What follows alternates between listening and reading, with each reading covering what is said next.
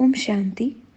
आज ज्ञान सरिता भाग 7 में से राजयोगिनी दादी जानकी जी के प्रवचन सुनेंगे।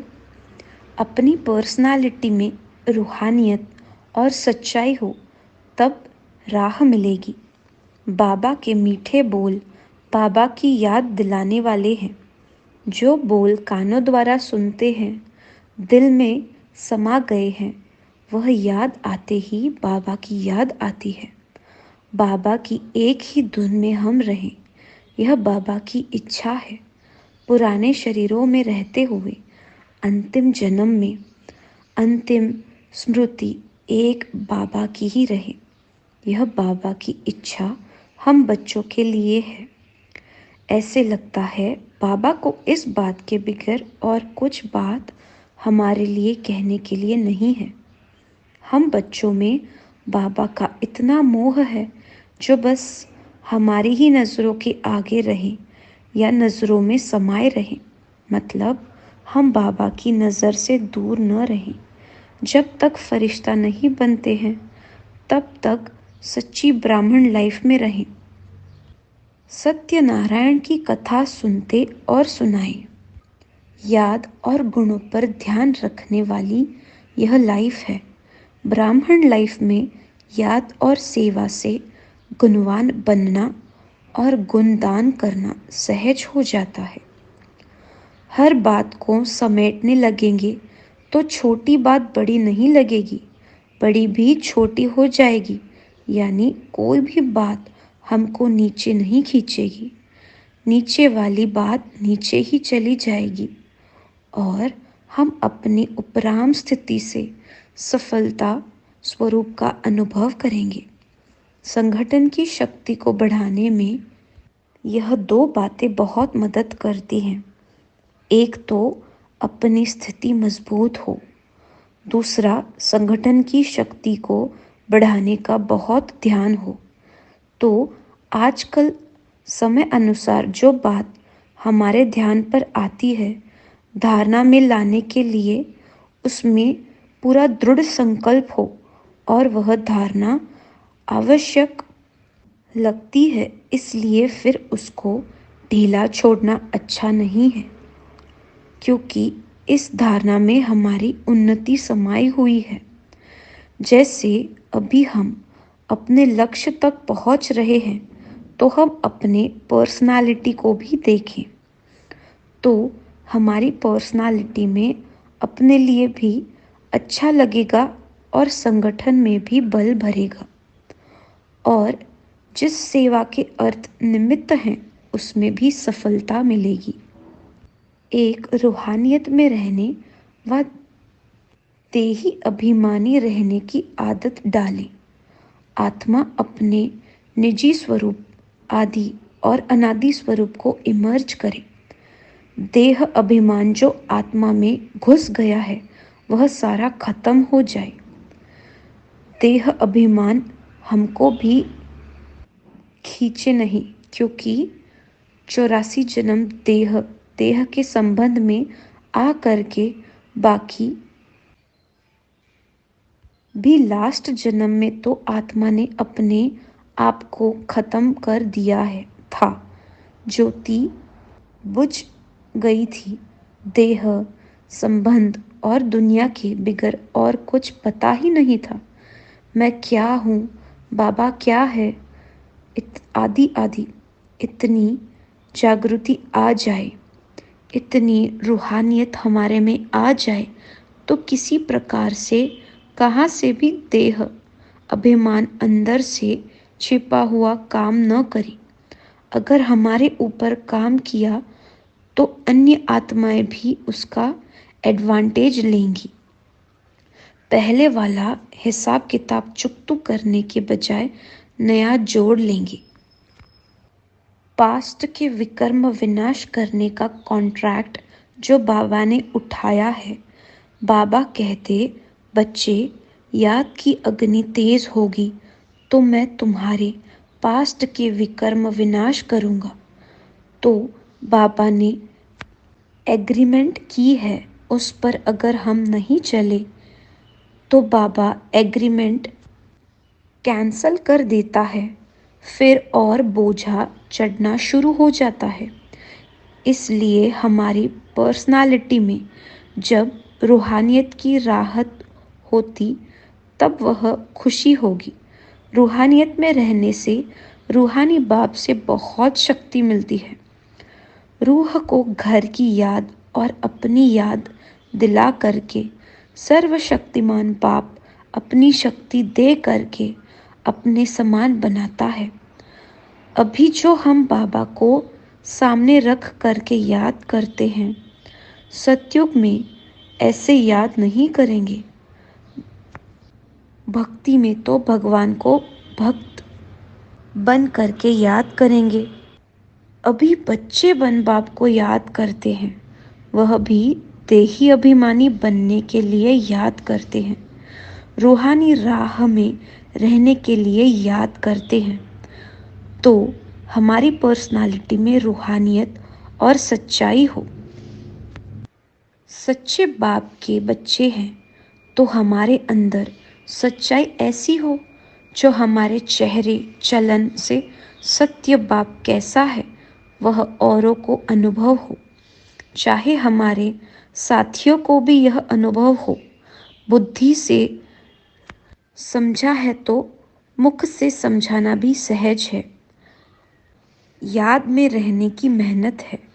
बाबा बार बार जो कहता है कि किसी देहधारी की याद न आए, क्योंकि किसी देहधारी को याद किया माना जैसे भूतों को याद किया। यह 5 तत्व जो है वह 5 भूत बन करके हमारी आत्मा में प्रवेश हो जाते हैं। इसलिए देहधारियों को याद तो क्या पुरानी, परंतु जरा सा टच भी नहीं करना है, नहीं तो वह भूत हमको खींच लेंगे। हम भाग्यशाली हैं जो भगवान ने बच्चा बना सब बातों को समझाने की बुद्धि दी है। हम लकी हैं कि भगवान की बात समझने की बुद्धि है, जो बुद्धि पहले हमारे पास नहीं थी। दुनिया में कोई कितने भी बुद्धिमान हो, कितने भी साधु साधना करने वाले हो, बाबा कहते हैं वह भले कितना भी घर बार से वैराग्य रख करके ब्रह्म तत्व को भी याद करेंगे। वह समझते हैं यही याद है, परंतु हमको बाबा ने कितना सब समझा दिया है। बच्चे, याद किसको कहा जाता है? हम आत्मा ही पतित बने हैं, सो हम आत्मा को ही पावन बनना है। अब भी ब्राह्मण सो फरिश्ता बनना है, फिर घर जाना है, फिर सुखधाम में आना है। तो पहले शुद्ध पवित्र ब्राह्मण आत्मा बनकर फिर फरिश्ता बनना है। तो अव्यक्त बाप दादा ने इस बार सेकंड में साइलेंस में जाने की प्रैक्टिस कराई, लेकिन रिजल्ट हर एक अपनी देह देखे इस ड्रिल का इतना फ़ायदा लिया है। हमें अपने अंदर झांकना चाहिए कि अपनी स्थिति कहाँ तक बनाई है। सेवाएं की, लोगों के कानों तक आवाज़ पहुंचा, वह तो अच्छा संदेश मिला, इसमें हम खुश तो नहीं हुए, वह तो बाबा का काम है। बिछड़ी हुई आत्माओं को किसी न किसी तरीके से समीप लाना, लेकिन आत्मा अपने अंतर आत्मा की आवाज़ को सुने और अपने आप से पूछे, हम सेकंड में समेट कर उपराम वृत्ति में स्थित हो सकते हैं। सेवा के साथ साथ हमारी वृत्तियां भी इतनी शुद्ध बनी हैं, हमारे संकल्प ऐसे शुद्ध, शुभ और श्रेष्ठ हो जो दूसरे के संकल्पों को भी शुद्ध, शांत बनाने की मदद करे। यह हमारी जो पर्सनल सेवा है, जो दिन रात की सेवा है, श्वासों श्वास हर समय की जो सेवा है, उसकी प्रोग्रेस कहाँ तक हुई। सफलता में बल बल चाहिए, हिम्मत और विश्वास चाहिए, सच्ची रियलाइजेशन चाहिए।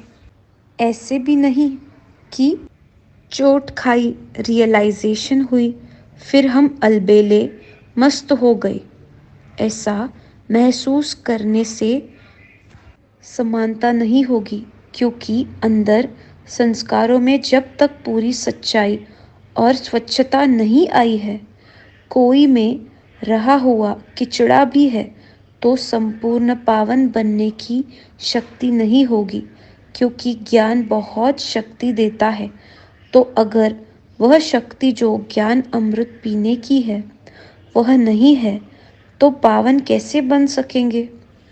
तो जब तक सच्चा अनुभव नहीं है, सिर्फ सुनने तक अच्छा है, क्योंकि और सब व्यर्थ सुनने से छूट गए, यह तो बहुत अच्छा है। एक सच्चे बाप की बातें सुनना, स्वचिंतन में रहने के लिए यह कितना अच्छा मार्ग मिला है।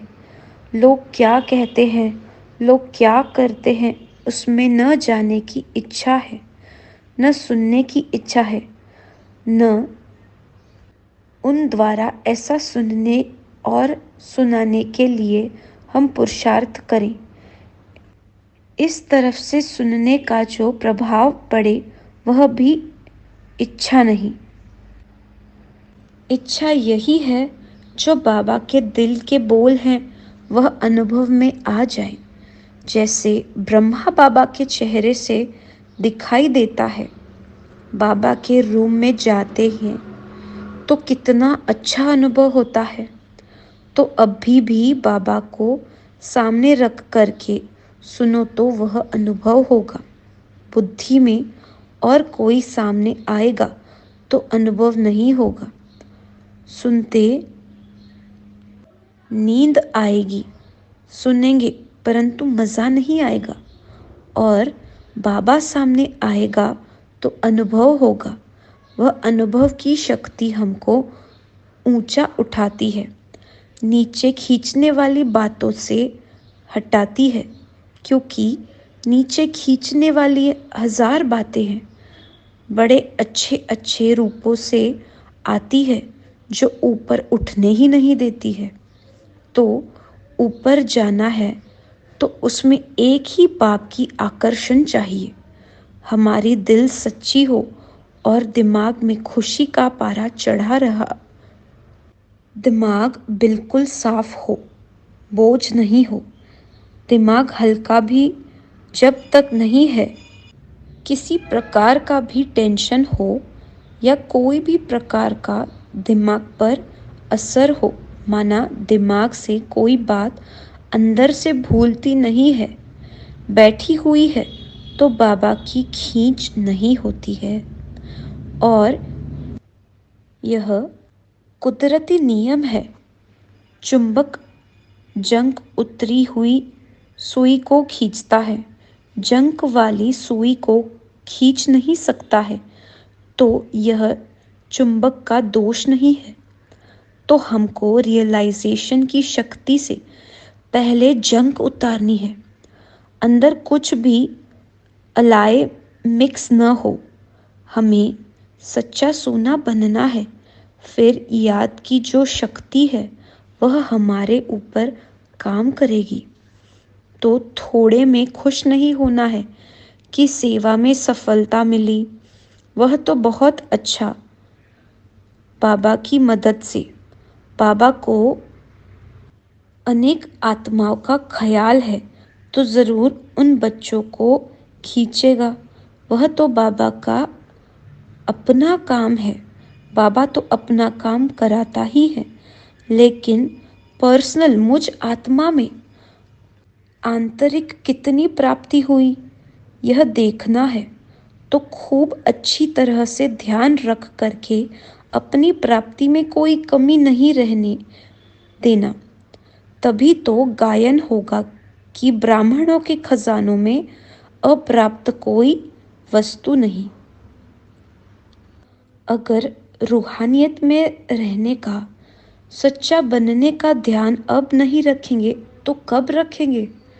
तो सच्चाई को समझना मना सच्चा बनना, जो बाबा को भी लगे कि यह मेरा सच्चा बच्चा है, इसकी याद सच्ची है, औरों को भी फीलिंग आए, इसकी याद अंदर की है, सच्ची है। यह सच्चाई का सर्टिफिकेट जब तक नहीं मिला है, तब तक हमारे अंदर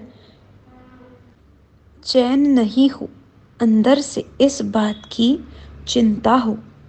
तो जब भी मुरली पढ़ते या सुनते हैं तो साथ साथ उसको अपने अंदर में समाने का फिक्र भी हो, क्योंकि हमने साकार में बाबा को देखा है कि बाबा को अपनी स्थिति को ऊंच रखने का कितना फिक्र रहता था।